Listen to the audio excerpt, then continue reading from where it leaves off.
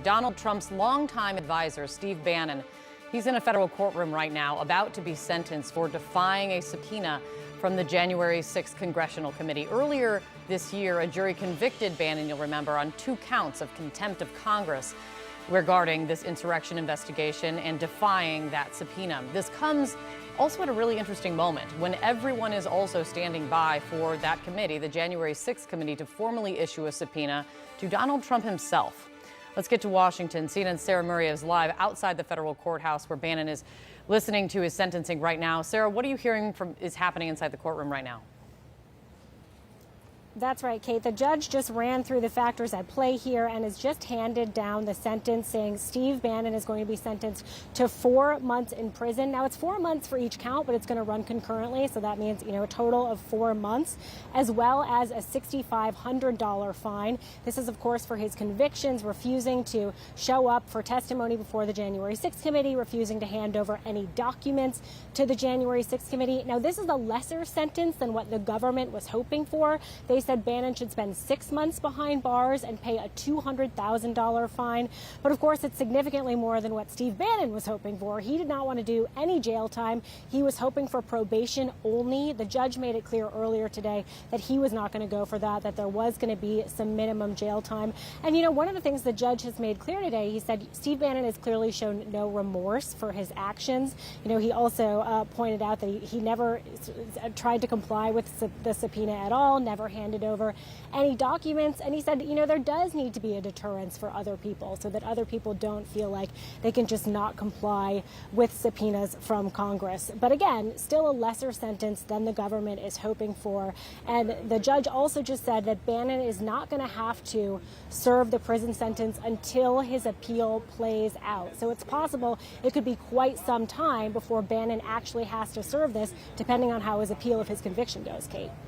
It's an interesting element, all of this. Sarah, thank you so much for bringing us that breaking news from inside the federal courtroom. The judge just handing down this sentence after quite a long time. Steve Bannon has been fighting that subpoena and fighting this court action. Joining me right now to understand a little bit more of what this means, former U.S. Attorney Harry Litman. So first, Harry, what do you think of this sentence? 4 months for Steve Bannon.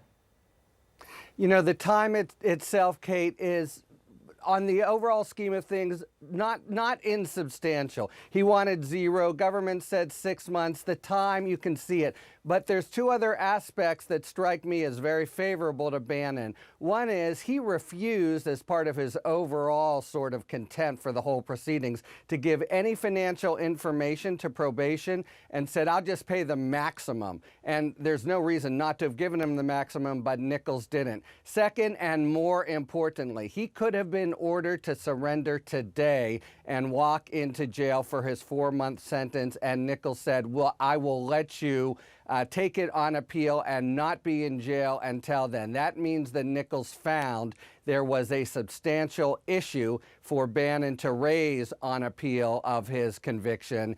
And that, I think, is really the #1 thing he was hoping for. But, from the start, he's been the most unrepentant, most contemptuous defendant imaginable. And I think it's clear he values his sort of image as an outlaw and a swashbuckling anti-government guy more than he does actually playing by the rules. And that's why he got more than most people would get in terms of time at 4 months. Harry, I think it's interesting what you say,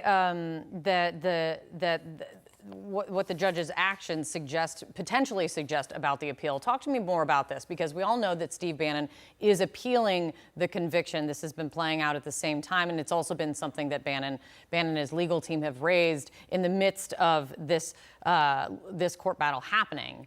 How do you think this sentence plays in to the appeal? Well, I don't think the time of the sentence does, right, but the issue does. And I'm surprised because the claims he raised didn't seem very substantial to me. He has said, I relied on a lawyer's advice. The lawyer himself says, I didn't give you that advice. I gave you the opposite. He said, just as it was on the eve of trial, okay, I'll comply now. But that's, of course, he'd already committed the crime. That's not very weighty either. So Nichols is I think, giving him something of a break to say, it's enough. There's enough there for you to try your luck with the Court of Appeals, and I will find that the standard, which is to say a substantial issue is presented, has been met here, so you get to stay at liberty and doing all the mischief and kind of rabble-rousing he's been doing all the way through. So you think that he should have been told that he needs to serve his sentence, start his sentence immediately? Discretionary call by the judge. It's not unusual to do that, but I wouldn't have been surprised from what I know about the case. And Nichols is a fine judge, so he knows, I'm sure he delved into the record, but I would have said he better bring his toothbrush, yes. And so I think that is the biggest sort of boon for him of today's sentence. He doesn't care about the money. He expected to do some jail time, but not having to surrender immediately, and obviously he does not want to go to jail. I think he counts himself a lucky man as he lunches now with his lawyers. Let me suggest something to you. I'm seeing some reporting from other reporters who are in the courtroom saying that the judge is saying that Bannon has to file his notice of appeal on time, or else he'll need to surrender to the Bureau of Prisons in mid-November. What does this mean? Really nothing. I mean, if you don't file an appeal, what he's saying is you get to stay out because I'm going to let you try your luck and take the appeal. If he doesn't meet the jurisdictional requirement of filing a piece of paper, then he's got to, he's yanked and he goes right back in. So it's just one of the many procedural requirements to filing an appeal and a brief, having an argument, etc. And as you said at the top, that could be at a minimum 6 months or so until the D.C. Circuit goes through his issues. One of the things about this conviction and this sentence with Steve Bannon had to do with far beyond Steve Bannon. It had to do with what message does this, being held accountable for defying a congressional subpoena, what message does it send? And so what message do you think this sentence now sends to everyone else who has stonewalled the January 6th committee and even beyond that? I think it's an ambivalent message. I mean, he really screamed out for the full treatment, which only would have been 6 months, because he was so unrepentant, so kind of contemptuous, really, all the way through. 4 months is no picnic, but still, I think all in all, it's not the real sort of knuckle rapping that both the committee and the government would have wanted. I think he can come out and continue to pontificate and do his Steve Bannon thing, and for at least his supporters, he'll still be able to claim something of hero status. So I think it's a mixed message and doesn't really put down the hammer the way the committee might have liked. Still, 4 months is more than a normal sentence would be for contempt, but I think it will play as, balanced and not the kind of real serious sentence he could have received, especially that he gets to stay out during appeal. The January 6th committee could also at really any moment issue a subpoena for the testimony of the former president himself, or Donald Trump. When they do you think the legal fight that we've seen here with Bannon has an impact on the president or how the committee proceeds?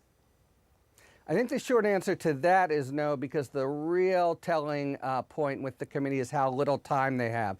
A subpoena lasts only as long as the Congress that issues it lasts. That means it automatically sunsets at the end of December. So I think the strategy on both sides will be, do we have the time to do it? Is it worth the fight? I think for the committee, it probably isn't. There's a possibility, and Trump has just hired sort of aggressive lawyers for just this issue, that he tries to bring in action. I don't see why that's in his interest, because he could lose it and lose it in short order. So my best guess, even though this goes against the sort of betting odds, most people are assuming a fight will ensue, is that nothing happens. Trump makes some, poor excuses. They go back and forth, and there's no actual court battle, but the final report includes the point, hey, we subpoenaed him, he refused to come. He too, like Bannon, snubbed his nose at the committee and his obligation to the American people to tell the truth.